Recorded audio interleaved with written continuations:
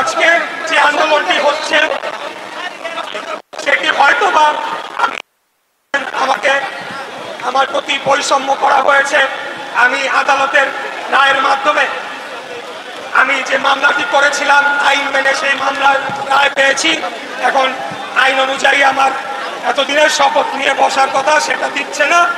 সেটার জন্য হয়তোবা আপনারা অনেকেই মনক্ষুণ্ণ হয়েছেন, এসেছেন। কিন্তু আমি আবারও বলতে চাই, আজকের এই আন্দোলন কোনো এক ব্যক্তির ক্ষমতা অথবা কোনো একটি পদের জন্য লড়াই নয়।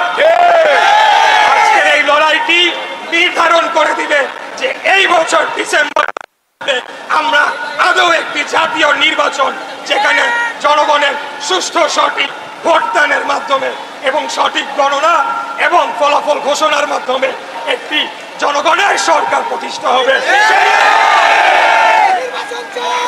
আজকে যে ঘটনাগুলো ঘটেছে ইতিমধ্যে আমি সবকিছুই মিডিয়ার কাছে বলেছি, আপনারাও দেখেছেন। আমি খুবই সংক্ষিপ্তে আপনাদেরকে পুরো বিষয়টা আজকে বলতে চাই, খুব সংক্ষিপ্তে, কিন্তু আপনাদেরকে বুঝে নিতে হবে। এই মামলাটি করা হয়েছিল 2020 সালের 1 ফেব্রুয়ারি, আমার নির্বাচনের 30 দিনের মাথায় 3 মার্চ ইলেকশন কমিশনের যে ট্রাইব্যুনাল সেই আইনটি মেনে করা হয়েছিল। দীর্ঘদিন যাবৎ কোনো প্রতিকার পাই নাই, দেশে আইনের শাসন ছিল না। খুনি হাসিনার আত্মীয় মেয়র তাপসকে অবৈধভাবে রাত 1টার সময় জোর করে গ্যাজেট ঘোষণা করে বিজয়ী ঘোষণা করা হয়েছিল। যখন 5টা থেকেই আমরা বিভিন্ন কেন্দ্র থেকে ফলাফল পাচ্ছিলাম, আমি এগিয়েও ছিলাম, 6:15টার দিকে বন্ধ করে দেয়, রাত 1টার দিকে তখন এটা একটা বানোয়াট ফলাফল ঘোষণা করে।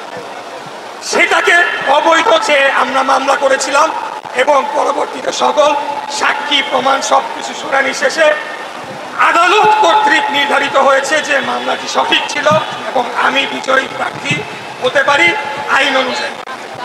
এরপর নির্বাচন কমিশনে পাঠানো হয়।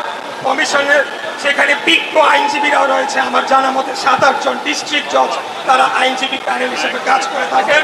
তারা পুরো মামলাটি পুঙ্খানুপুঙ্খভাবে সেটিকে পরীক্ষা নিরীক্ষা করে দেখেছেন এবং নিশ্চিত করেছেন একটা যাতে এখানে কোনো গ্যাপ না থাকে। তারপরেও এক অদৃশ্য চাপে নির্বাচন কমিশন করা হলো আইন মন্ত্রণালয়ে কি মতামত চাওয়ার জন্য। নির্বাচন কমিশন একটি স্বাধীন সার্বভৌম সংস্থা, তারা যে সিদ্ধান্তটি নেবে সেটিকেই আমাদেরকে মেনে নিতে হবে। এই চর্চাটা যদি এখন থেকে আমরা আমাদের মাথায় না আনতে পারি তাহলে বাংলাদেশে গণতন্ত্র প্রতিষ্ঠা কোনোদিনও হবে না। এখন অতীতে যা হচ্ছিল ভিন্ন ব্যানারে একই জিনিস চলতে থাকে। এরপর গেল আইন মন্ত্রণালয়ে, আবার আসলো ইলেকশন কমিশন, তার আইন অনুযায়ী গ্যাজেট করলো। গ্যাজেট করার পর এখন স্থানীয় সরকারের মন্ত্রণালয়ে একমাত্র দায়িত্ব আইন অনুযায়ী কেবলমাত্র প্রধান উপদেষ্টা, মাননীয় প্রধান উপদেষ্টার সাথে আলাপ করে আমার শপথ গ্রহণের অনুষ্ঠান সম্পন্ন করা। এর বাইরে তাদের মতামত দেওয়ার কিছু না।